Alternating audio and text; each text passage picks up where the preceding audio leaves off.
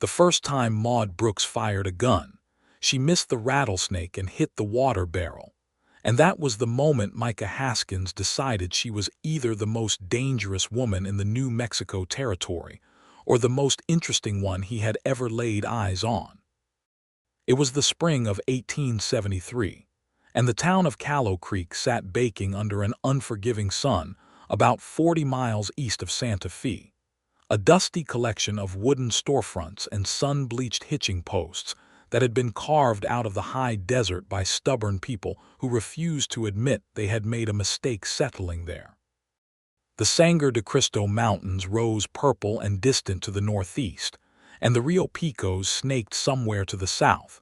But between those two landmarks lay nothing but scrubland, juniper, and the kind of silence that pressed against a person's ears like a hand. Maude had arrived in Callow Creek 3 weeks prior on the back of a freight wagon, having ridden all the way from Wichita, Kansas, with 2 carpetbags, a worn leather Bible that had belonged to her mother, and a letter of employment from one Cornelius Duff, who ran the only general store in town and who had advertised in the Wichita Beacon for a capable woman to manage his accounts and keep his inventory. She was 24 years old, brown-haired, with green eyes that could shift from warm to sharp depending on her mood, and she had the kind of practical competence that made her seem older than she was until she smiled, and then she seemed precisely the right age. The rattlesnake episode happened on a Tuesday morning when she had gone out behind Duff's store to take stock of the goods stored in the rear shed. The snake had been coiled beside the doorpost, and Maude had done what any sensible person in Wichita would have done, which was to look around for a weapon. What she found was a small pistol that Cornelius kept hanging on a nail by the back door for exactly such occasions. She had never fired a pistol before. She fired it once, the recoil knocked her wrist sideways, and the bullet punched a hole through the water barrel, which began weeping a slow, steady stream into the dirt. The snake, entirely unimpressed, simply moved off into the scrub at its own pace. Micah Haskins appeared around the corner of the building at almost the exact moment the water began to run. He was 28 years old, lean but broad across the shoulders, with dark hair that curled slightly at his collar and a jaw that carried 3 days of stubble.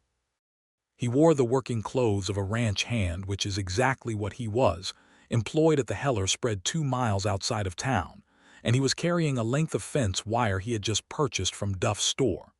He stopped and looked at the bullet hole in the barrel, then at the retreating snake, then at Maude, who was standing with the pistol still in her hand and her expression composed into something that refused to acknowledge embarrassment.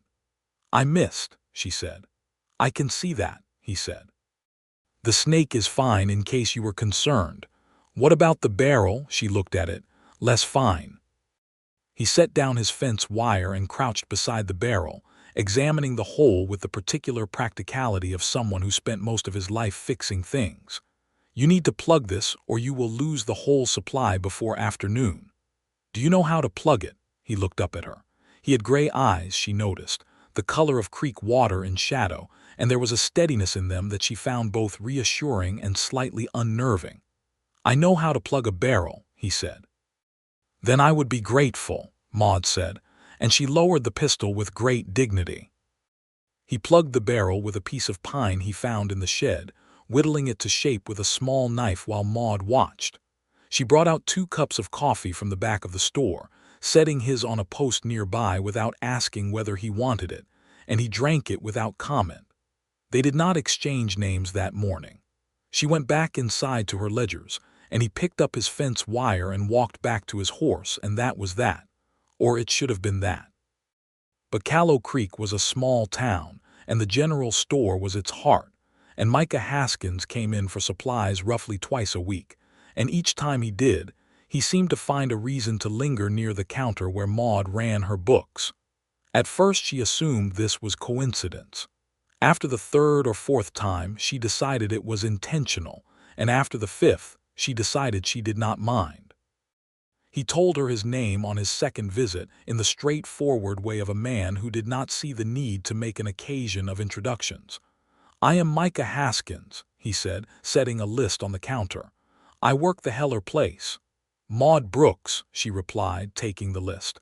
"I run the accounts here." "I know who you are," he said. "The whole town knows who you are. The whole town is 12 people." 14, he corrected, and she saw the corner of his mouth move just barely.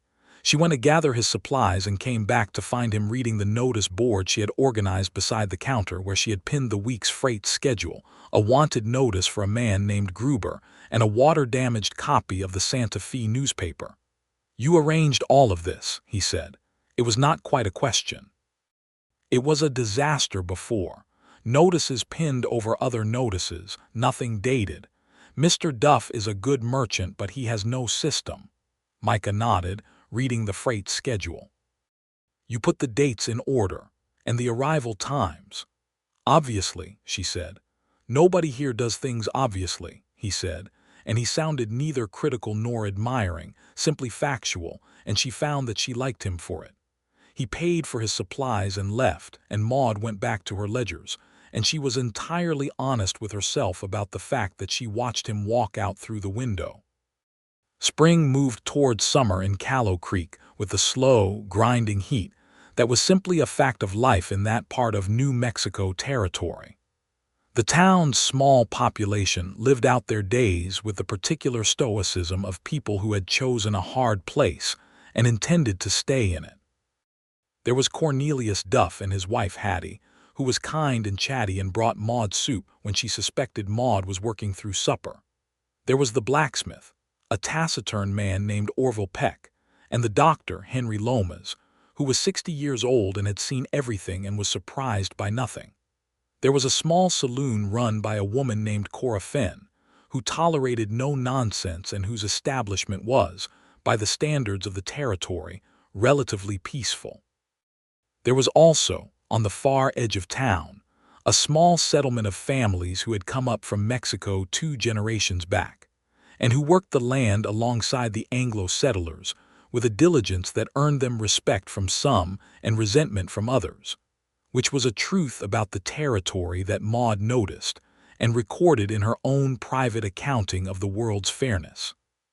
She befriended a woman named Esperanza Vega, who was 30 and bright and who spoke better English than half the town, and who came to the store each Saturday morning and stayed to talk while her husband loaded the wagon. It was Esperanza who first brought up Micah Haskins in plain terms. "That young man," she said one Saturday in late May, tilting her head toward the window where Micah was tying his horse to the post outside. "He comes here more than he needs to." "He buys supplies," Maude said without looking up. "He buys supplies twice a week. A man living on a ranch does not need to come to town twice a week for supplies." "Perhaps the Heller Ranch has a large appetite." Esperanza laughed, low and warm. "Maude," she said, "the Heller Ranch has 3 hands and a cook who buys in bulk once a month. That man is not here for flour and salt." Maude set down her pen and looked out the window. Micah had dismounted and was standing beside his horse, checking one of its hooves with the careful attention he gave everything, and even in that small practical gesture there was something in his bearing that she found herself noticing more than she should. "He has never said anything," she said. "Some men say things," Esperanza said, "and some men show up twice a week." The bell above the store door rang, and Micah came in, and Maude straightened up and became very focused on her ledger, and Esperanza took her basket and headed toward the fabric bolts with an expression of perfect innocence. Micah set his list on the counter. It was a shorter list than usual, she noticed. It had 4 items on it: coffee, salt, tobacco, and a small jar of the peppermint sticks that Duff kept in a glass jar on the counter, which were intended for children and occasional adults who had a sweet tooth. She raised her eyes from the list to his face. "The peppermint," she said. "Mrs. Heller likes them," he said, with the absolute steadiness of a man who has prepared this answer. She kept her expression exactly as neutral as his and went to gather everything on the list. When she set the jar of peppermint sticks on the counter, she set it beside the coffee and salt and tobacco and said, "That will be 40 cents." He paid, and he picked up his things and he paused at the door. He had a way of pausing at the door that she had begun to anticipate, the brief hesitation of a man who had something he wanted to say and had not yet found the language for it. "There is a dance at the Tanner place on Friday," he said, not turning around. "Last Friday of the month, most of the town goes." "I have heard about it," she said, a pause. "I wondered if you might be going." Another pause, slightly longer, which she allowed herself for reasons of personal satisfaction. "I thought I might," she said. He nodded, almost to himself, and walked out, and she heard his boots on the boardwalk, and then the creak of his saddle, and then the sound of his horse moving off down the street. Esperanza appeared around the end of the fabric bolt display with both eyebrows raised and nothing at all to say, which was somehow more eloquent than words. The Tanner place was a farm 3 miles outside of town, and the last Friday of each month, weather permitting, the family cleared their barn, and the surrounding yard and the community gathered for an evening of music and dancing, and the particular social pleasure of people who did not see each other often enough. Callow Creek was isolated enough that these gatherings were genuinely important, not merely entertainment but the social fabric of the place, the thing that turned a collection of individuals into a community.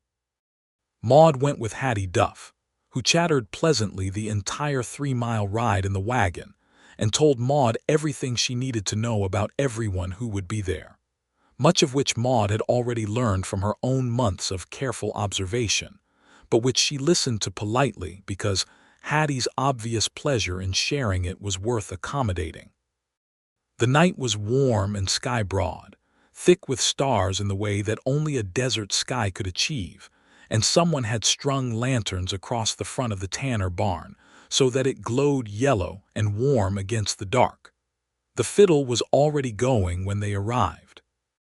A man named Calloway played it, and he was genuinely good, with the kind of fluid ease that made dancing feel like the obvious response to being alive. People were moving in sets across the packed dirt of the yard, and children were chasing each other around the edges, and someone had set up a table with food that smelled like roasted corn and sweet bread. Maude saw Micah almost immediately, which might have been because he was tall, or might have been because she had been paying him more attention than she had entirely admitted to herself. He was standing at the edge of the gathering with 2 other men from the Heller Ranch, watching the dancing with the expression of a man who was considering it but had not yet committed. He was wearing a clean shirt, which she noticed, dark blue and pressed, which on a ranch hand in 1873 represented a specific kind of effort. He saw her at approximately the same moment she saw him, and something happened in the space between them that had no particular name in the vocabulary of either one of them, but which was entirely clear to both of them and also, judging by the way Hattie Duff subtly adjusted her path to give them space, entirely visible to everyone else. He crossed the yard to her. The fiddle was playing something bright and quick. "Miss Brooks," he said. "Mr. Haskins," she said.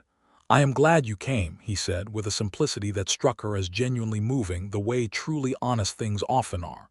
"So am I," she said with equal simplicity. They danced. He was not an elegant dancer, but he was a steady one, the same way he was steady at everything, and she found that she matched his pace easily, as though their timing had been settled somewhere in advance. The dance was lively and social, the kind where partners changed and hands were grabbed and people laughed when they stepped wrong, and through all of it she kept returning to him and he to her, with the reliability of something that had been arranged by a more fundamental logic than either of them had been consulted about. Between sets, they stood together at the edge of the yard and talked. Not about the heavy things, not yet, but about the comfortable things, the town and the territory, the way the high desert heat was different from the plains heat she had known in Kansas, the particular qualities of the Sangre de Cristo Mountains at different times of day. He had been in New Mexico territory for 4 years, having come down from Colorado, where he had worked cattle drives before finding the Heller place and deciding that steady work suited him more than seasonal driving. He spoke about the land with the quiet reverence of a person who had found something worth belonging to. She told him about Wichita and about her work, and about her mother, who had died 2 years before of pneumonia, and who had been the most sensible and loving person Maude had ever known. She told him without drama and without looking for sympathy, the way she told most things, and he listened with the complete attention of a man who was genuinely interested in everything she said, which was, she had begun to understand, one of his most significant qualities. "What made you come out here?" he asked. "To the territory." She considered it. "Mr. Duff's advertisement was honest," she said. "He said exactly what the work was and what it paid and what the town was. No pretending it was something it wasn't. I find I prefer honest beginnings." He was quiet for a moment. The fiddle was starting up again, slower this time, a waltz-like piece that Calloway played with particular feeling. "So do I," Micah said. They danced again, and this time it was slower, and she was more aware of his hand at her waist, and he was more aware of her nearness, and neither of them said anything about any of it, but the awareness was there between them like something that had been planted and was quietly, insistently growing. He walked her to the Duff wagon at the end of the evening, through the starlit yard where people were wrapping up their conversations and gathering their children and calling their good nights. At the wagon, he offered his hand to help her up, and she took it, and held it a moment longer than was strictly necessary, and he held it in return, and they looked at each other in the dark with the patient recognition of two people who have found something worth being careful with. "I hope you will come to the next one," he said. "I expect I will," she said. The weeks that followed had their own quiet rhythm. Micah's twice-weekly visits to the store continued, and they grew longer, and the conversations deepened from the practical to the personal, with the gradual confidence of people who were discovering that they could trust each other with more than pleasantries. He began to save things to tell her, small observations from his days at the ranch, interesting things he noticed, and she did the same, and this sharing of the minor events of their separate lives began to make their lives feel less separate. He brought her a book in June. It appeared on the counter one morning without ceremony, a battered copy of Oliver Twist that he had found among the things of a hand who had left the Heller Ranch. "I thought you might not have read it," he said, and she had, in fact, read it, but she took it and thanked him and read it again, more slowly this time, thinking about him choosing it for her. She gave him, in return, a copy of her own notes on the water situation in Callow Creek, which might sound like a strange gift but was not, because she had been tracking the spring output and the consumption rates, and had calculated that the town was going to have a dry problem by August if no one addressed the second well's output. He read through her notes with the intense focus of a man who understood the stakes, because water in the New Mexico Territory in 1873 was not an abstraction but a life-or-death matter, and then he said, "I will bring this to Heller. He has pull with the town council." He did, and it led to a meeting at Duff's store one evening, where Maude presented her calculations to a group of skeptical men who had not been presented with water calculations by a woman before, and who were not quite sure what to do about it. Micah sat at the back of the room and watched her with a steady, quiet pride that was more eloquent than anything he might have said, and she was aware of it the way you are aware of warmth at your back, without turning around. The council agreed to dig the second well deeper and to institute some modest conservation measures, and afterward, when the men had filed out and only Micah remained, he said, "You handled that well." "They were resistant," she said. "They came around. Because the numbers were right," she said. "Numbers do not argue." "You argue," he said with that near smile she had catalogued and treasured. "You are just quiet about it. You let the numbers make the noise." She looked at him. "Is that a criticism?" "No," he said with a directness that left no room for doubt. "It is one of the things I admire most about you." The word admire landed differently than she had expected, with a weight to it that made the air in the room feel different, and she was suddenly very aware that they were alone in the store in the evening light, and that they were standing close enough that she could see the exact gray-blue of his eyes, and that his expression had shifted from its usual steadiness to something that was steadiness combined with something else, something that was also visible and also undeniable. "Micah," she said. "Maude," he said. And then they stood there for a moment in the particular suspended tension of two people who have both just realized they are at the edge of something, and neither one of them moved, and it was not quite the right moment yet, but it was very close to the right moment, and they both knew it. He put his hat on. "I should get back," he said, "early morning tomorrow." "Of course," she said. He went to the door, the near pause. She had come to know that pause so well. "I will see you Thursday," he said. "Thursday," she agreed, and she watched him ride away in the early dark, and she stood in the empty store for a good 5 minutes afterward, her hand on the counter and her heart doing something it had not done in a very long time. July arrived with a particular ferocity, the kind of dry, blasting heat that turned the landscape to copper and drove the livestock to whatever shade they could find. Maude managed the store with the disciplined efficiency she brought to everything, working through the long, hot afternoons on the accounts while Cornelius handled customers, and in the evenings she sat on the small porch behind the Duff's house where she boarded and read or wrote letters to a cousin in Abilene, or simply watched the sky go from white to gold to deep blue as the sun fell. It was in July that the trouble began with Trace Greer. Greer was a man in his mid-40s who ran a cattle operation 15 miles south of Callow Creek, and who came to town irregularly, usually with 2 or 3 of his hands, usually on account of the saloon rather than the store, and who had the reputation of being a man who liked things to go his way and was willing to be unpleasant about it when they did not.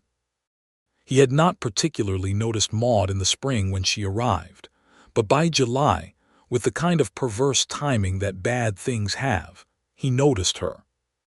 He came into the store on a Monday afternoon when Cornelius was out back and Maude was alone at the counter, and he leaned on the counter with the deliberate familiarity of a man testing to see what he could get away with, and he said things to her that were technically within the bounds of regular conversation, but which had an edge to them that she recognized immediately and disliked immediately. She was direct with him. She was not rude, but she was clear, because she had found in her 24 years that clarity was the best tool against men like Greer, who relied on ambiguity and indirection to establish a foothold. She said what she meant, and she met his eyes, and she did not step back from the counter, and he left without having gotten whatever it was he had come looking for, but he did not look defeated, only postponed, which was its own kind of warning. She did not tell Micah about it immediately. She was not a woman who required rescue, and she was not certain the situation required anything beyond continued clarity on her part. But it happened again 2 weeks later, and this time Greer brought with him a particular kind of persistence that was harder to deflect with directness alone, and Cornelius was there, but was old and not a physical man and was visibly uncomfortable. And by the time Greer left, Maude had a cold, specific anger sitting in her chest that she carried for the rest of the day. Micah came in that Thursday and read her face with the accuracy of a man who had been paying close attention to her face for months, and he said, without preamble, "What is wrong?" It was not quite a question. He said it the way you say something when you already know the answer is not nothing. She told him about Greer. She told him plainly and without the particular female performance of minimizing the thing to protect a man's feelings, because she had discovered that Micah did not require that from her, and she was grateful for it. She told him what had been said and the manner in which it had been said, and she watched his expression go still in the particular way it went still when he was actually upset, which was not loud or demonstrative but had its own kind of gravity. "I can handle it," she said. "I am handling it. I wanted you to know because you would notice that something was wrong anyway and ask me, and I prefer not to be asked about things I have already decided not to tell you." Something crossed his face at that. "You decided not to tell me," he said. "And then I changed my mind," she said. A pause. "I am glad you changed your mind," he said carefully. "And I hear you that you are handling it, But if he comes in again and Cornelius is not here, I will send for you," she said. "I know where the Heller place is." He nodded slowly.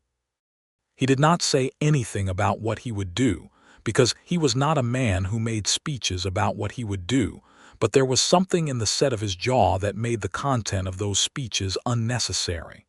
Greer came in again the following Monday. Cornelius was at the freight depot. Maude was at the counter. Greer was drunker than his previous visits, which made him less restrained, and when she gave him the same directness she had given him before, it made him ugly in the way that drunk and unrestrained men get ugly, and she held her ground, but she felt, for the first time, genuinely unsettled. She sent the boy who swept the store, a 12-year-old named Tommy, to the Heller place with a note. It was a plain note. It said, "He is here. He is drunk." It was signed M. Micah arrived in 20 minutes, which was fast riding, and he came through the front door without breaking pace and walked directly to Greer with the specific purposeful movement of a man who has had plenty of time on the ride over to decide exactly how this is going to go. He did not touch Greer. He did not need to. He stood close enough and spoke quietly enough that no one outside could hear what was said, but the result was unambiguous, because Greer left, taking his remaining dignity with him and not looking at Maude on the way out. The store was quiet afterward. Micah turned around and she was behind the counter, very still and entirely composed, and there was a moment where they simply looked at each other. "Thank you," she said. "You sent the note," he said. "That took something." "It took good sense," she said. "I have that." "You have more than that," he said, and his voice was different, lower, more deliberate, as though he was finally letting something out that had been pressing for a while. "Maude, I need to say something." "Then say it," she said softly. He came to the counter. He put both hands flat on it, not caging her, just grounding himself, and he looked at her with all that gray-eyed steadiness focused entirely on her. "I have been coming to this store since the day you arrived, and not for supplies, and I think you know that. I think you have known it for a while. I am not a man who is good at this. I do not know the pretty words. But what I do know is that every single day is better because I know you are in it, and I am asking you if you are willing to let me court you properly, with your permission, if that is something you want." He stopped. He was waiting.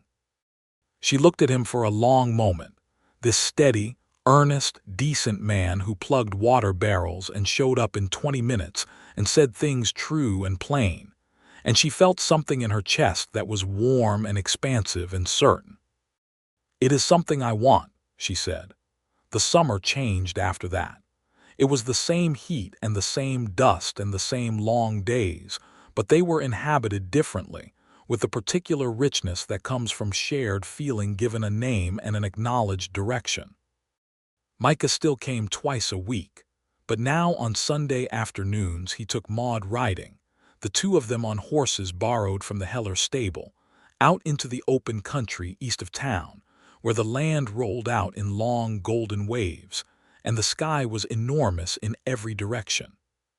He taught her to handle a horse properly, with patience and without condescension, correcting her seat and her grip with the matter-of-fact efficiency of a teacher who is interested in the student actually learning. She was a quick study. By the third Sunday she was handling the horse with real confidence, and by the fifth she was letting it run, leaning forward into the gallop with a pure unself-conscious joy that he watched from behind, and which did something to his heart that he could not entirely account for.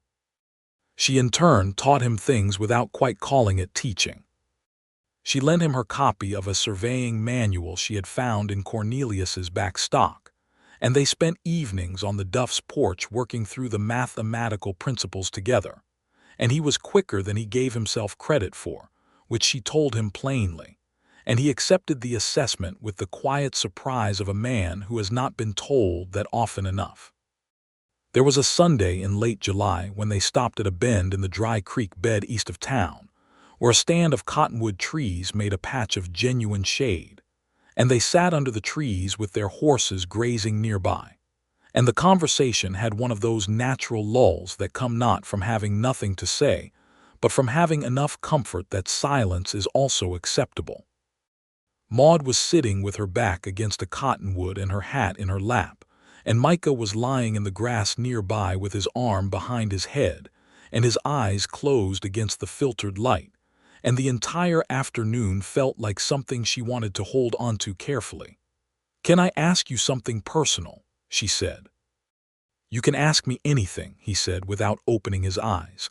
"Have you ever thought about having your own land, your own place?" He was quiet for a moment. Then he opened his eyes and looked up at the cottonwood leaves moving overhead. "For a long time I did not let myself think about it," he said. "It seemed too large to allow. I had no money for land, no prospect of having money for land. I have been saving, but it is slow." He paused. "Lately I have been thinking about it more. Because," she said. He tilted his head and looked at her sideways, and his expression was as open as she had ever seen it. "Because lately it has felt like something worth working toward." She held his gaze. "I feel that too," she said, and it meant more than the words because they both understood what it meant. It meant the future. It meant a shared one. He reached out and took her hand where it rested on her knee and held it, and they stayed like that under the cottonwood trees while the afternoon moved slowly across the sky. And it was one of those times that while they are happening, that you will remember them. August brought the dry Maude had predicted.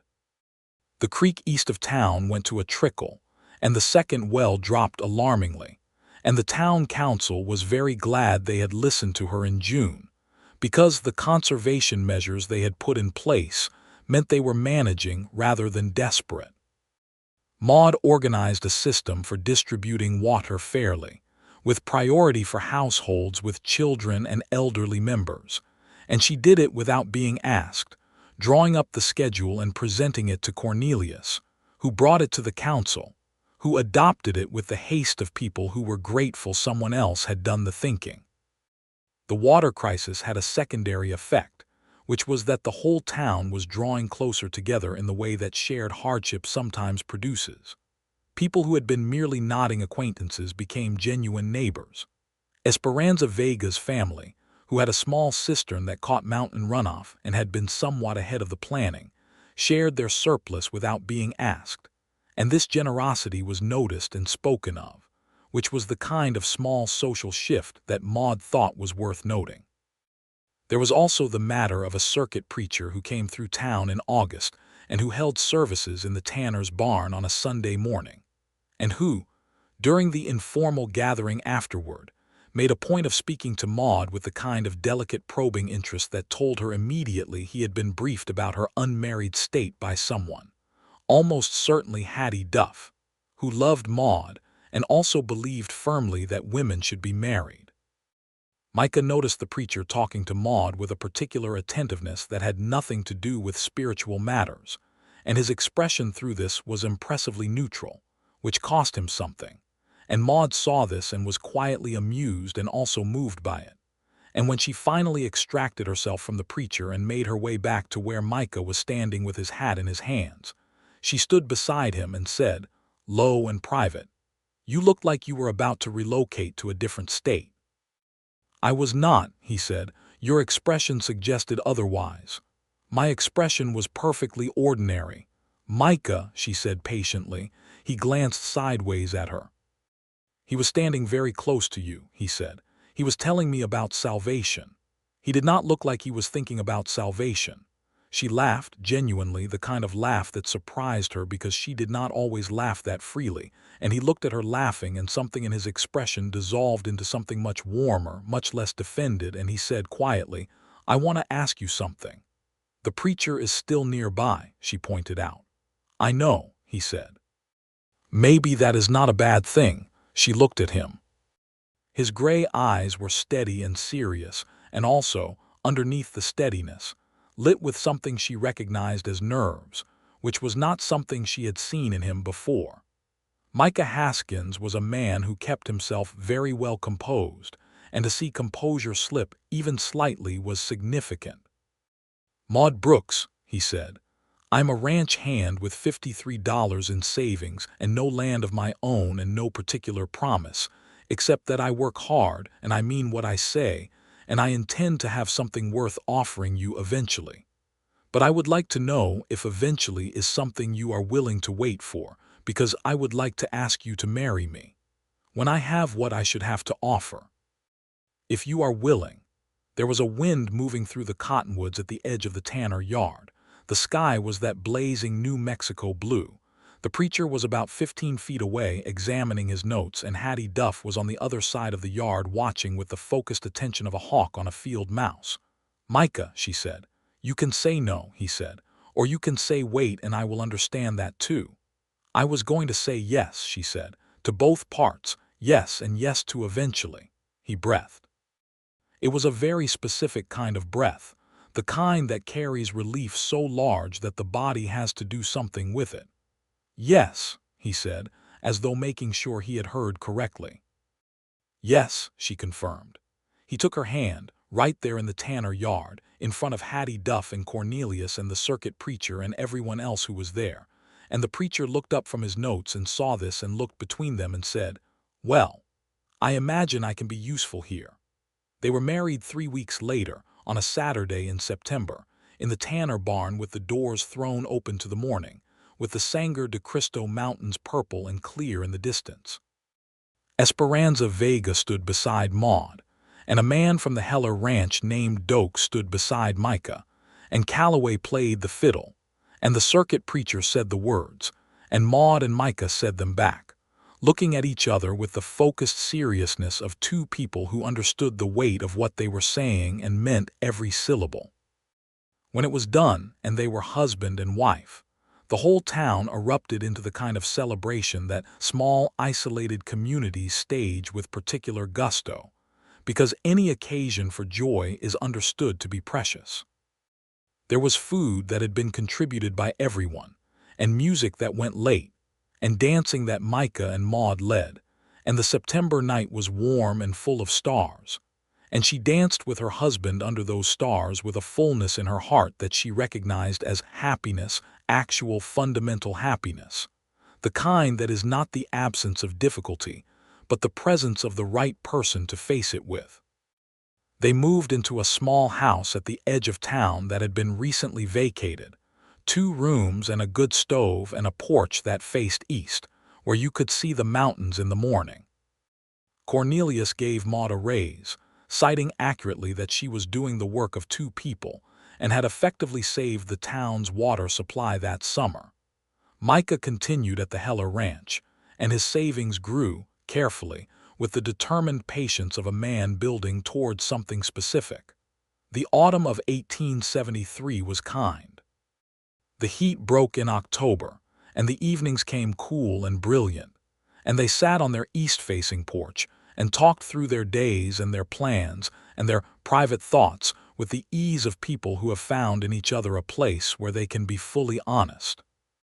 She was reading more, borrowing books from a small lending collection that had started up at the doctor's office. He was doing more of the calculation work she had introduced him to, and had begun to develop a genuine skill with surveying math that he applied to the question of assessing land values and water rights in the region. She was the one who found the land. This was, in retrospect, entirely in character.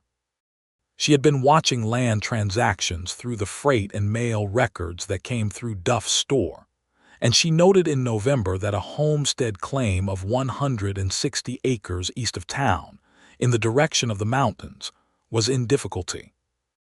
The original claimant, an elderly man named Burr, had died in October, and his family back east had no interest in the land and were prepared to let the claim lapse if they could not find a buyer quickly. Maude brought this to Micah on a Thursday evening with all her paperwork in order, which had become a kind of private language between them, her bringing him fully prepared information as a way of saying, "I have thought this through, and I believe in it." He spread the papers on the kitchen table and read them carefully, and she watched him process it, and she could see the moment he understood what she was proposing. "This is 160 acres, he said. 160 acres with a creek that runs 6 months of the year and a spring that runs year-round," she said. "I have verified the spring. I rode out there last week with Esperanza." He looked up. "You rode out there already. I wanted to verify before I brought it to you." He held her gaze with something that was affection and admiration and the small helpless warmth that he could not suppress when she did things like this. How much are they asking? $80, she said. Which is below market because they want to sell quickly. We have 53 in savings from before, and I have put aside 22 from my wages since September. He was doing the math. That is 75. I have spoken to Cornelius, she said carefully. He will loan us $5 against my wages interest-free on the grounds that he considers it a sound investment in the stability of his best employee. Micah looked at her for a long time. You spoke to Cornelius. I did, before telling me. I wanted to have the full picture ready, she said, and there was a tiny note of apology in it because she could hear herself that she had perhaps run slightly ahead of the partnership in her enthusiasm. I should have talked to you first. He reached across the table and took her hand. No, he said. No, you should not have. You are exactly right, and you know it, and I know it, and Cornelius knows it. You got us a loan and a land deal, and you did it because you see things and you act on them, and I am not going to pretend I wish you had waited to ask my permission when what you did was find us our future. She was quiet for a moment, because his saying that plainly meant something to her. In 1873, in the New Mexico Territory, a woman who acted on her own judgment without deferring to a husband was not always understood, and the fact that Micah not only understood it but valued it was something she would not take for granted. So, she said, the land. Yes, he said, and he was smiling now, the real smile that she loved, the one that reached his eyes and changed his whole face. We buy the land. The purchase was finalized in December, and they spent the winter planning what they would build and how. Micah took a contract with a lumber yard in Santa Fe for 3 months of winter work, which added to their reserves, and Maude kept her position at Duff's store. And by spring of 1874, they had enough to begin building a proper house on the Burr land, which they had already taken to calling the Brooks Haskins place, which Micah said was unwieldy and Maude said was accurate. The building of the house was a communal enterprise, which was simply how things were done in communities like Callow Creek, where a neighbor's need was understood to be a collective responsibility. Men from the Heller Ranch came out on 3 consecutive Saturdays. Orville, the blacksmith, contributed ironwork. Esperanza's husband, Rodrigo, was a skilled carpenter and spent 2 full weekends framing the interior. Hattie Duff organized food for every working day, arriving in the morning with a wagon of provisions, and departing in the evening with the satisfied air of someone who has done exactly what they came to do. Maude worked alongside everyone, not directing from the side but with hammer and saw and level, learning as she went, getting things wrong and being corrected, and then doing them right. There was a moment on the second Saturday when she was high on the roof framing, setting a beam under Rodrigo's guidance, and she looked out from that height across the land that was theirs, the long golden sweep of it running east toward the mountains, and she felt something so large and complete that she had to hold the beam for a moment to steady herself against it. Micah appeared below her. He tilted his head back and shielded his eyes with his hand. "Are you all right up there?" "I am looking at our land," she said. He looked out in the direction she was looking, over the sweep of grass and juniper to the mountains on the horizon. "It is something, isn't it?" he said. "It is the most beautiful thing I have ever owned," she said, and she meant it completely. They moved into the house in April of 1874 with the roof fully on and 2 of the 4 rooms properly finished, and the kitchen stove installed, and a small vegetable garden already started at the south side of the house. It was not yet everything they wanted it to be, but it was theirs, and in its incompleteness it was more perfectly theirs than a finished thing would have been, because every future improvement was something they would make together. Maude kept her work at Duff's store through the spring, but by summer it was clear that the ranch was going to need her full attention, because Micah's work at the Heller place had been reduced by half, at Heller's offer, to allow him time to develop their own operation, and the bookkeeping and planning and correspondence with the Santa Fe land office and the coordination of water rights and all the administrative life of a working ranch was exactly the kind of work that Maude was built for.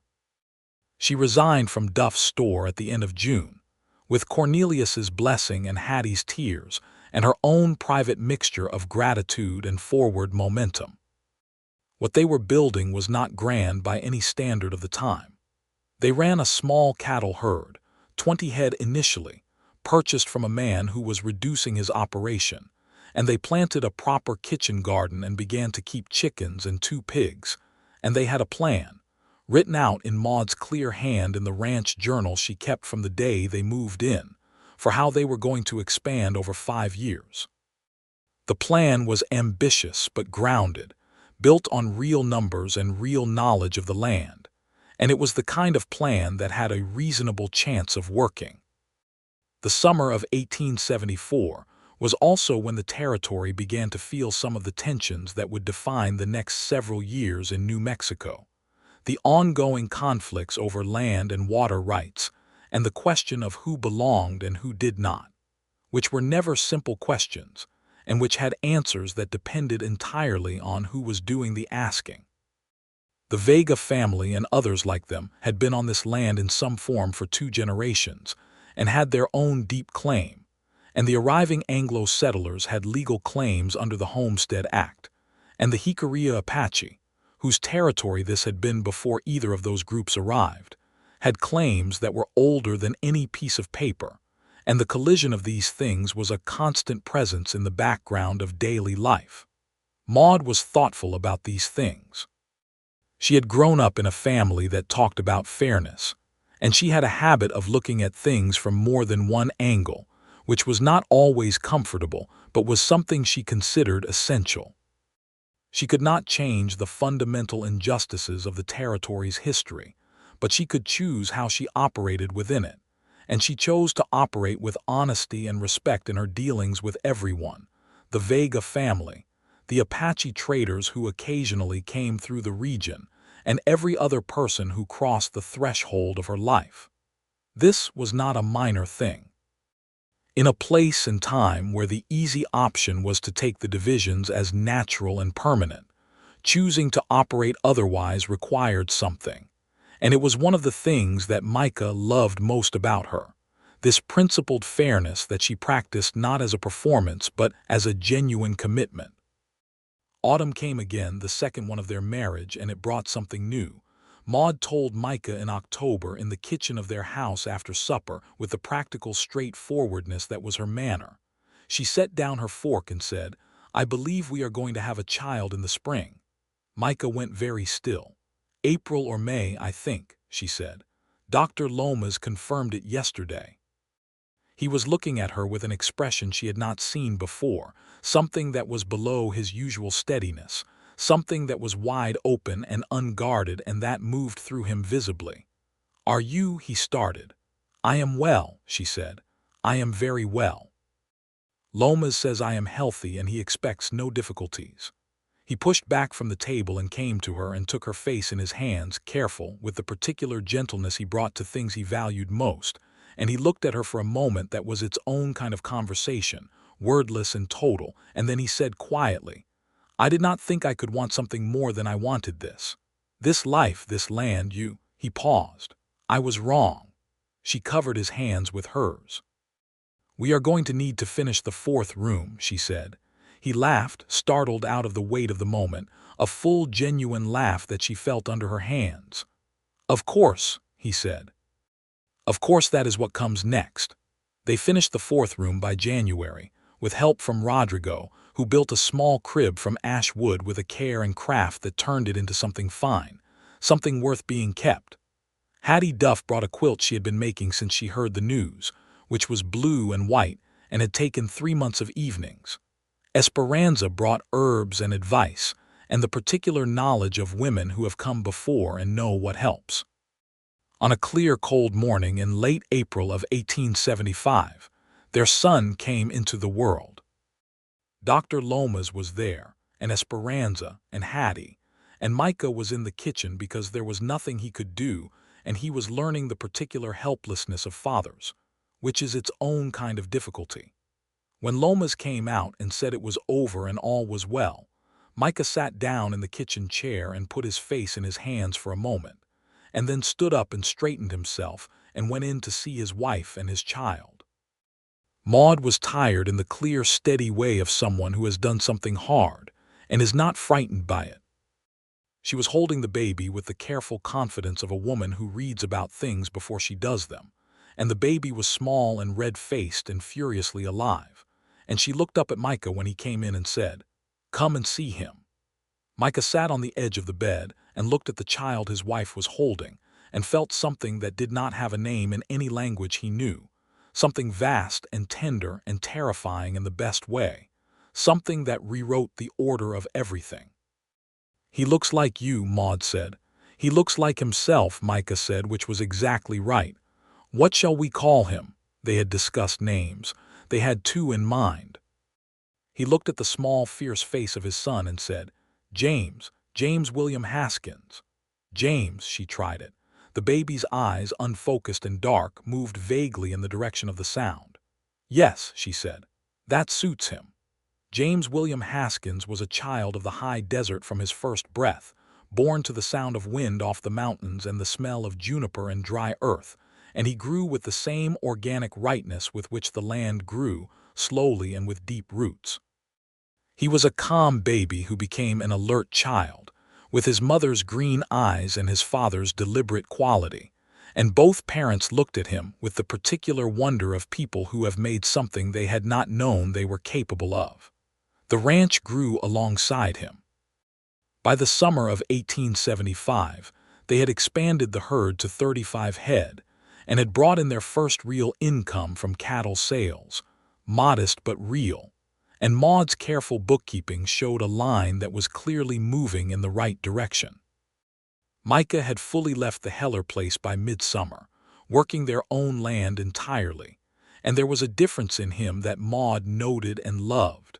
The difference of a man doing his own work on his own ground, a settled confidence that had always been in him but was now fully expressed.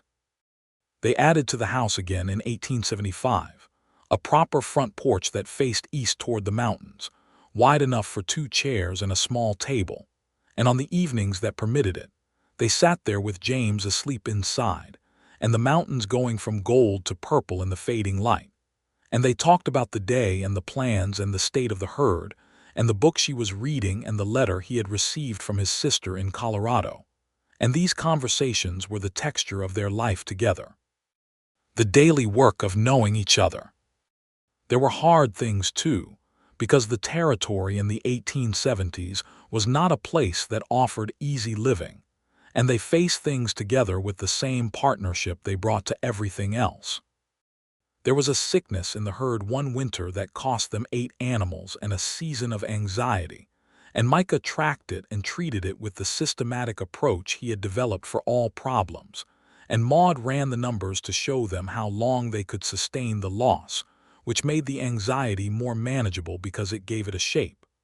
They came through it.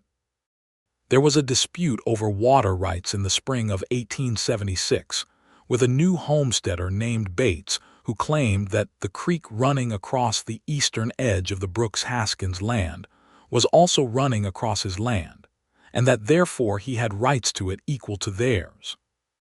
Maude handled this with her surveying manual and her correspondence and her complete familiarity with the relevant sections of the territorial code, and the dispute was resolved in their favor without violence and without significant rancor, which in the New Mexico territory of the 1870s was something of an achievement, and which she counted as a genuine victory.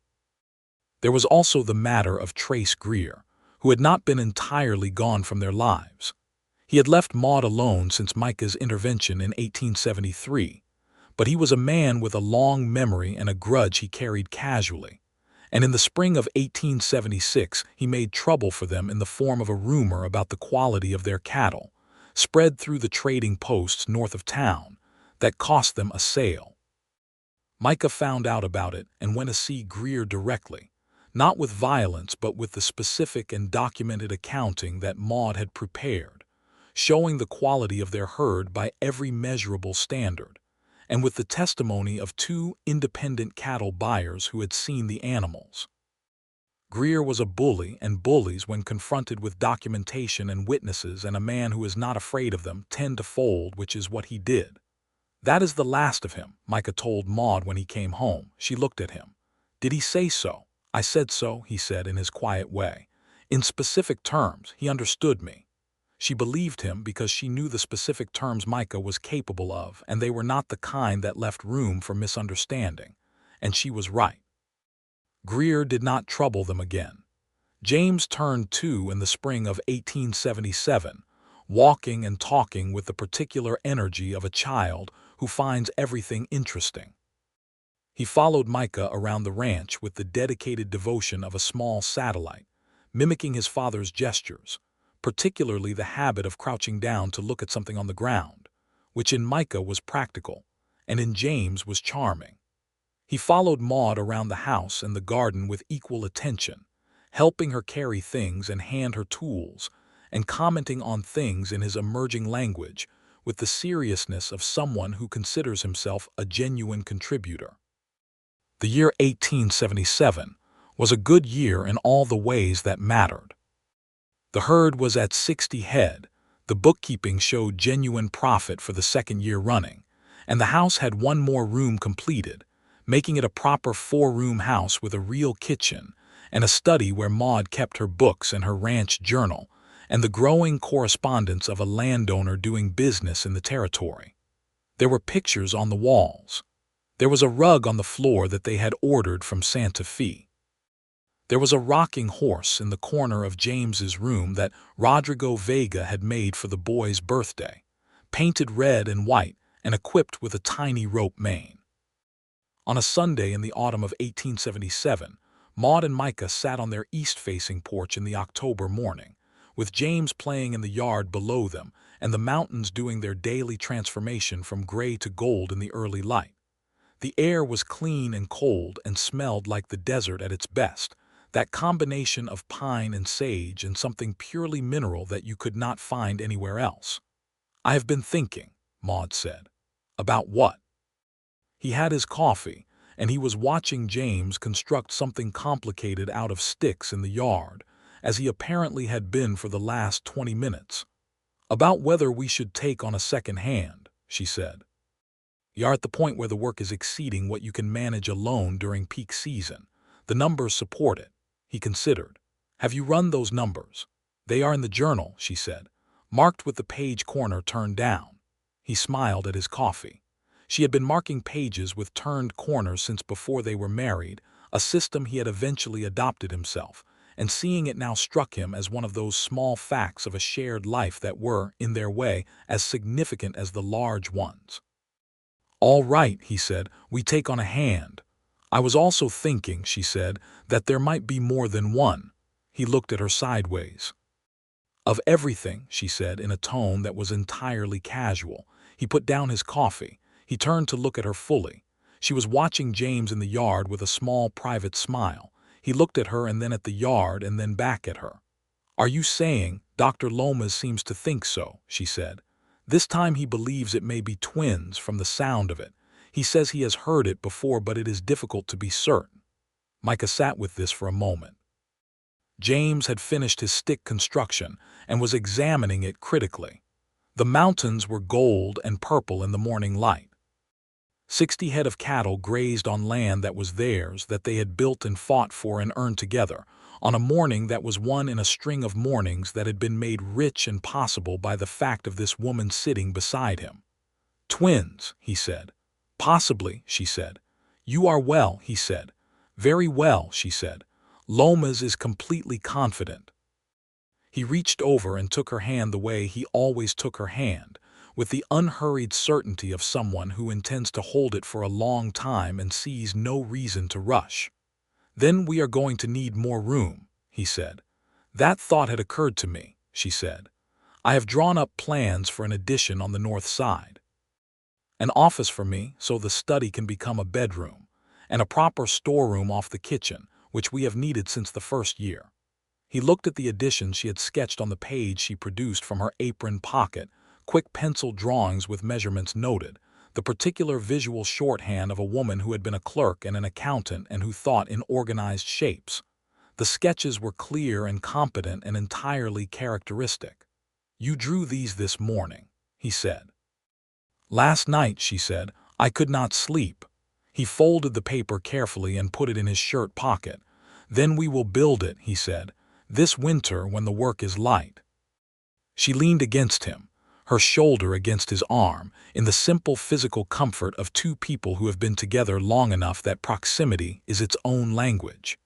He put his arm around her, and they watched their son in the yard below, and the mountains went from gold to fully lit in the morning sun, and the day opened before them with all its ordinary and extraordinary abundance. The twins arrived on a morning in March of 1878, during a late-season snow that dusted the mountains and made everything silver and still. Dr. Lomas was there, and Esperanza, who by now was as much a part of the rhythm of their lives as the mountains themselves, and Hattie Duff, who had been a constant presence through both pregnancies with a combination of practical help and affectionate clucking that Maude had come to depend on more than she would have predicted.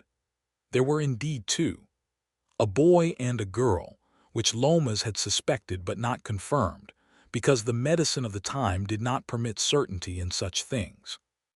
The boy came first, loud and insistent, with Micah's dark hair and an expression of profound irritation at the world he had arrived in. The girl came 20 minutes later, quieter and more observant, with Maude's green eyes open and already taking inventory. Micah was in the kitchen with James this time, James being nearly 3 and curious about everything and needing to be occupied, and when Lomas appeared in the doorway and said, "Two healthy children, both well, your wife is asking for you." Micah stood up so quickly that he knocked his chair over, and James, who had been playing at his feet, looked up at the overturned chair and then at his father's face with the developing judgment of a 2-year-old and said, with perfect seriousness, "Careful, Papa." Micah picked up the chair and then picked up his son and carried him in to meet his brother and sister. They named the boy Thomas, after Micah's father, and the girl Clara, after no one in particular, simply because when they looked at her quiet, open-eyed face, the name felt right. Thomas William Haskins and Clara Ann Haskins arrived on the same snowy March morning, immediately filling the house with a doubled energy that was exhausting and extraordinary in equal measure. James, who had been the sole child for nearly 3 years, took approximately 4 days to decide that having siblings was acceptable and roughly 2 weeks to become their most dedicated guardian, following Thomas and Clara's cradles around the room with the protective focus of a small sheepdog who has found his flock. The addition on the north side was completed by that summer, giving Maude her office, and the study became Thomas and Clara's room, and the house breathed out into a space that fit the people it now contained. The ranch was running properly by any measure, and the second hand they had hired, a quiet, capable man named Arlo who had come up from the south, and who proved to be both hardworking and honest, freed Micah from the most grinding physical demands of the work, and let him do more of the strategic management that his developing skills made him well suited to. They were building something. This was always the awareness underneath everything, not as a burden but as a purpose, the sense that every day's work was a contribution to something larger and longer lasting than any single day. The ranch, the house, the community they were part of, the 3 children who were growing up understanding that work was dignified and fairness was necessary, and the land you loved was worth caring for. In the autumn of 1878, Callow Creek had its first school teacher. This was a significant event for the town. A young woman from Missouri named Halliday who arrived with a trunk of books and enormous determination, and who established herself in a room above the saloon, which Cora Fenn offered at no charge with a matter-of-fact generosity that was entirely consistent with her character. The school met in the church building 3 days a week, and James Haskins was among its first pupils, age 3.5, which was young, but his mother had been teaching him to read since he was 2, and he was entirely ready. Maude became involved with the school immediately, not as a teacher but as an organizer and fundraiser, because Miss Halliday had the children but not the books or the supplies, and Maude could do the accounting and the letter writing and the management of donations in her sleep. Within 6 months, the school had a proper curriculum, a set of arithmetic books ordered from Denver, and a small lending library for the children to borrow from. And it was serving not just the Anglo families of the town, but also the children of the Vega family and 2 other Mexican heritage families, which was not a matter of course in 1878, but which Maude had insisted on with the quiet, unmovable determination she brought to things that mattered. There were people in town who thought this was wrong, who thought the schoolroom should not mix children who came from different backgrounds. Maude had those conversations directly with each person who raised the objection, looking them in the eye and asking them plainly what they believed education was for, and following each answer with the calm logic that showed why their conclusion did not follow from their own premises. She did not change everyone's mind, but she changed enough, and the school continued as she had organized it. Micah, who came to all of this somewhat after the fact, because Maude acted and then told him what she had done and why, supported her entirely, which she knew he would but which still mattered. He said, one evening after she had described a particularly difficult conversation with one of the town's more resistant members, "Do you know what I think about when I hear you describe these things?" "Tell me," she said. "I think about that first summer when you showed up at the town council meeting with your water numbers, and those men sat there with their faces like they were doing you a favor by listening, and you just kept going because you knew you were right and the facts supported it." He paused. "You have always done it this way. You are consistent." "I learned from good examples," she said. "What examples?" She looked at him. "My mother and you." He was quiet for a moment. "I have not taught you anything," he said. "You have taught me what it looks like when a person says what they mean and means what they say and does not move off of it under pressure," she said. "That is not nothing. That is a great deal." He was quiet in the way he was quiet when something had moved him, and he was processing it with the seriousness it deserved. And then he leaned across the kitchen table and kissed her in the unceremonious but entirely heartfelt way he had, and she kissed him back. And outside the window the New Mexico night was deep and starlit, and the mountains were invisible in the dark, but were there, as they always were, solid and permanent at the edge of everything. The years moved forward with the gathering confidence of a life well built. Thomas grew into a child who was like his father in his physical coordination, and like his mother in his relentless curiosity, asking questions about everything with a persistence that was simultaneously exhausting and delightful. Clara was quieter, more interior, with a gift for language that showed itself early, making up long, elaborate stories with the household objects as characters, and reporting them to whoever would listen with the unself-conscious confidence of a born storyteller. James, the eldest, grew into a boy who was steady and responsible and also funnier than either parent had entirely anticipated, with a dry wit that had arrived from some angle neither Maude nor Micah could account for, and which showed itself at the most unexpected moments. He was 9 years old in 1882 and could ride as well as a grown hand, and was already helping Arlo with the lighter cattle work. And he kept a journal of his own, inspired by his mother's ranch journal, in which he recorded the daily observations of life on the land with a seriousness that made Maude's heart do something large and wordless every time she thought about it. In 1882, the herd was at 120 head, and the ranch was by any measure a working success, not wealthy but genuinely prosperous, and the land itself was something Micah had come to know the way you know a person, every fold and feature and seasonal variation. He knew where the spring ran best, and where the soil held water longest, and which parts of the east pasture went dry earliest and needed to be rested. He walked the land on Sunday mornings in all weathers with the patient attention of a steward, which is what he had become, and sometimes James came with him, and sometimes Maude came with him, and sometimes he went alone.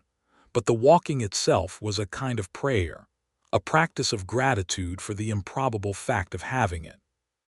One Sunday in the autumn of 1882, he came back from the morning walk to find Maude in the kitchen making breakfast, the kind of large breakfast she made on Sunday mornings when everyone was home, with eggs from the chickens and biscuits, and whatever was in season from the garden. And the kitchen was warm and smelled like coffee and wood smoke, and the three children were in various stages of their mourning.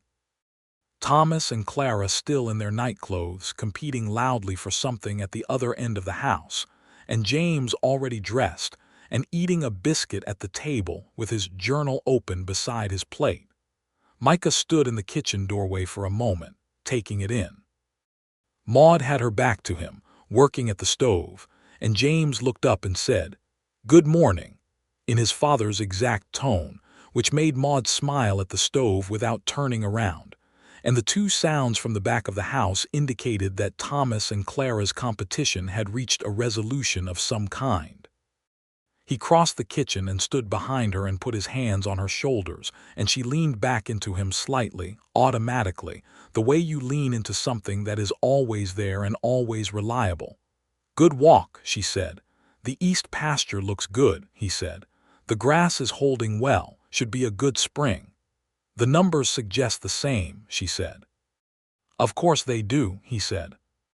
She turned around to look at him, spatula in hand, and he was close, and she looked at his face with the accumulated knowledge of 9 years of looking at it, all the ways it had become familiar, and the ways it continued to surprise her, and she thought about the woman she had been in 1873 on the back of a freight wagon heading toward a place she had never been, with 2 carpetbags and a Bible and a provisional trust in the idea that honest beginnings were the best kind. "What?" he said, reading something in her expression. "Nothing," she said. "Everything." He understood her. He always understood her, which was one of the most significant facts of her life. He took the spatula gently out of her hand and set it on the counter and took her face in his hands in that careful way he had. And he looked at her with 9 years of looking, 9 years of knowing, 9 years of choosing her every day the way you choose the thing that is real and true and worth choosing. "I was thinking this morning," he said, "about the first time I saw you, with the gun and the snake and the barrel." "I missed the snake," she said. "You missed the snake," he agreed. "And I thought, that is either the most dangerous woman in the territory or the most interesting one. And both," he said, "obviously." She laughed and he kissed her, and James said from the table, without looking up from his journal, "You are burning the eggs." She pulled back and turned to the stove, and Micah was laughing, and Thomas and Clara came running in from the back of the house, having resolved their competition in some fashion, and the kitchen filled with the particular density of sound and movement and life that their mornings had become. And outside the east-facing windows, the Sangre de Cristo Mountains caught the full morning light and went gold and rose and permanent against the blue New Mexico sky. The school in Callow Creek had grown by 1882 into a proper schoolhouse, a separate building with real desks and a real teacher's room, funded partly by the town and partly by the donations that Maude had organized over 4 years of steady effort. Miss Halliday was still there, no longer young but still determined, and the school was serving 32 children from a variety of backgrounds with the equality of opportunity that Maude had fought for in 1878, and that was now simply how things were, which was the best kind of victory, the kind that became invisible because it had become normal. Esperanza Vega's son, Miguel, was in the same class as James, and the 2 boys had grown up in the easy friendship of children who have known each other since before they had words for knowing each other, and who played and fought and recovered with the resilience of children who have good models for how people resolve their differences. Micah and Rodrigo had become genuine friends over the years, the kind built on shared work and mutual respect, meeting on the practical ground of neighboring landowners who relied on each other and chose to do so well. This was, in its quiet way, something worth noting. In a territory and a time where the boundaries between communities were often hard and hostile, the Haskins family and the Vega family had built something across those boundaries that was genuine and durable, and it was made of the particular concrete materials of friendship. Shared labor, shared meals, honesty about difficulties, loyalty in small things. By the winter of 1882, Maude and Micah were both 33 years old, which was an age that felt in that time and place like genuine middle life, the point at which you have enough behind you to see how it has shaped you, and enough ahead to be deliberate about what comes next. They sat with this age comfortably, both of them still as physically capable as they had been in their 20s, but with an added quality, a settled knowledge of themselves and each other, and what they were doing in the world. On a December evening that year, with snow for the first time sitting on the mountains and the children in bed, and the house warm and quiet, they sat at the kitchen table with Maude's ranch journal open between them, going over the year's accounts in the way they did every December, measuring what had been accomplished against the plan they had set and revising the plan for the year ahead. The numbers were good. They were, by the standards of a modest New Mexico ranch operation, genuinely good, showing a return that covered all their expenses and produced a meaningful surplus that could be put toward the next phase of expansion. Maude had calculated that by 1885, if the herd stayed healthy and the markets held, they would be fully clear of the small mortgage they still carried on the original land purchase, and that freedom, when it came, would mean choices they did not currently have. "What do you want to do with the freedom when it comes?" she asked him. He thought about it, which he always did, not filling time with words while he thought but simply taking the time to think. "More land," he said finally. "The Burr family land to the north is still open. Another 80 acres would let us run another 40 head without overgrazing." She nodded. She had already been watching that land parcel, and, he looked at her, he knew her well enough to know when she had more. "What else?" She turned a page in the journal and showed him a letter she had been drafting, an inquiry to the territorial government about a school funding program that had been established in 1880 and that Callow Creek qualified for but had not yet applied to. "Miss Halliday deserves an assistant teacher," she said. "The program pays for one. I have been drafting the application." He looked at the draft. It was thorough and well argued, as her drafts always were. "When did you write this?" "Last week," she said, "while you were mending the north fence." "Did you sleep at all last week?" "Adequately," she said, which he knew meant probably not enough, and he looked at her with the fond exasperation that she was very familiar with and which was one of the forms his love took. "Send the application," he said. "I will," she said, "and the northern land parcel. We should move on it in the spring before someone else sees what we see." "Agreed," he said. She made a note in the journal, the particular clean handwriting she had used in this journal for 9 years, the record of everything they had built and planned and achieved, the documentary history of a ranch and a marriage and a family, written in her hand, which was also the handwriting on her water calculations and her school funding application and her letters to the Santa Fe land office, and every other piece of writing that had moved their life forward from the day she arrived in Callow Creek on the back of a freight wagon with 2 carpetbags and a provisional faith in honest beginnings. She closed the journal. The fire was burning down.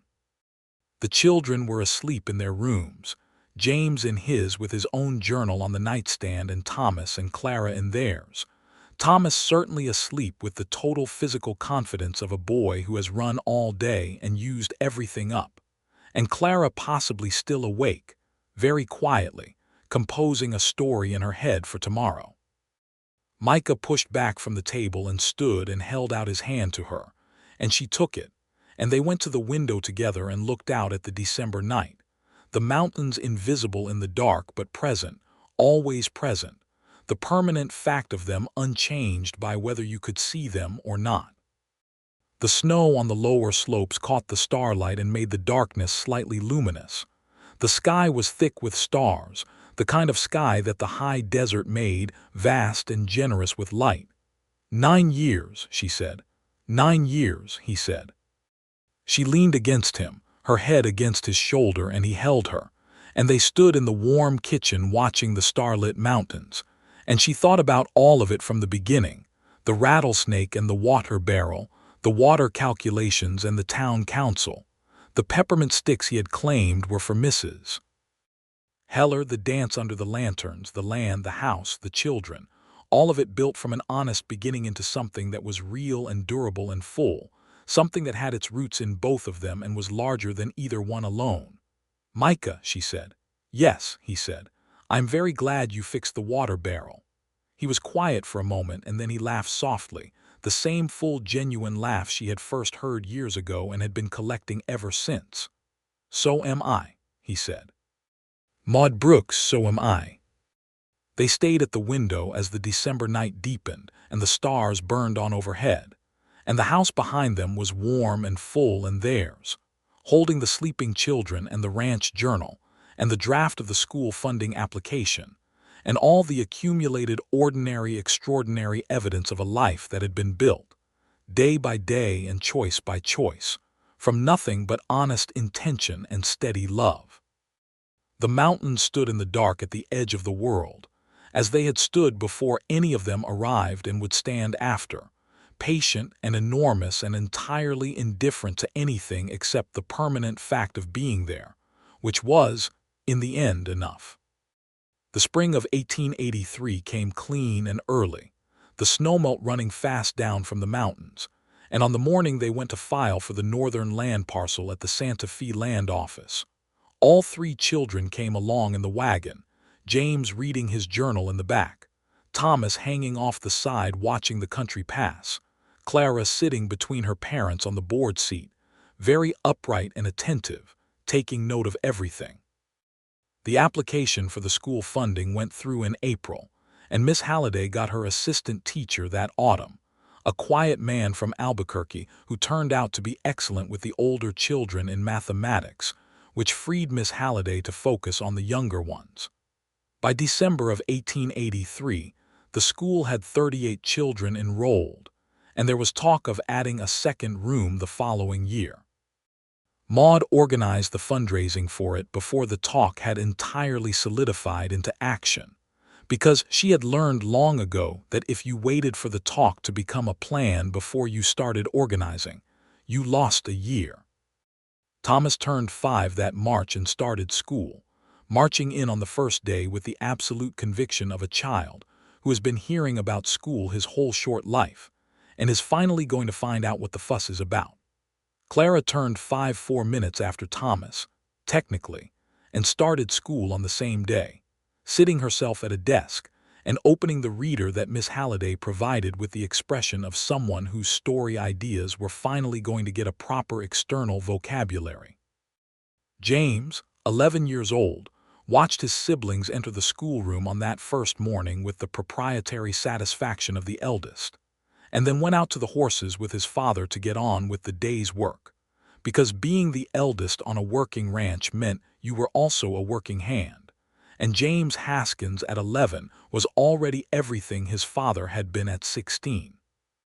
That spring, on a Saturday in May when the land was green from the early rains, and the cattle were fat and the creek was running full, and the whole world seemed to be operating at its best capacity, Micah and Maude rode the perimeter of their land together, just the 2 of them, a thing they did occasionally when the children were occupied and the ranch work permitted, riding slowly and talking or not talking as the day required. They stopped at the northeast corner of the original land, where the new parcel adjoined, and looked out across the expanded reach of their holding, 240 acres now, running from the dry creek in the south to the Juniper Ridge in the north, with the mountains always present to the east. "Do you remember when this was the Burr place?" she said. "I remember when you came back from riding it with Esperanza," he said. "You sat down at the table and spread out your papers, and you had already made up your mind, and you were waiting to see if I was going to catch up." She smiled. "You caught up quickly." "I always catch up," he said. "I just let you run first." She looked at him sideways. "Is that what you tell yourself? Is it wrong?" she considered. "No," she said. "It is probably accurate." He reached across and took her hand where it rested on her saddle horn, the same way he had taken her hand under the cottonwood trees in the summer of 1873, with the same unhurried certainty that he intended to hold it for a long time and saw no reason to rush. The sun was warm on their backs. The horses stood easy in the grass. The cattle grazed in the middle distance with the serene indifference to human drama that cattle have always had. "What do you think about for the next 10 years?" she asked. He thought in his way. "The herd to 200, he said. "The children through school, the second schoolroom. Eventually James will be running cattle himself and we will see about getting him his start on the land. Thomas and Clara, whatever they need, whatever they become." He paused. "You." "Me," she said. "Whatever you decide to do next," he said. "You will decide something. You always have something. I expect I will be catching up." She laughed and he held her hand, and the New Mexico spring spread out before them in every direction, and the mountains rose blue and permanent at the edge of the world, and the life they had built together held all of them, held everything, and it was good, and it was real, and it was theirs. 10 years later, James Haskins was 21 years old and running cattle on 50 acres of land his parents had helped him claim on the eastern edge of the family property. And Thomas was studying in Santa Fe at a new territorial school that had opened in 1888, studying engineering with the particular combination of his mother's mathematical mind and his father's feel for land and water. And Clara had published 3 stories in a small literary journal out of Denver and was working on more, still living at home, still watching everything with those green eyes that had been open and taking inventory from her first hour in the world. The Brooks Haskins ranch ran 210 head.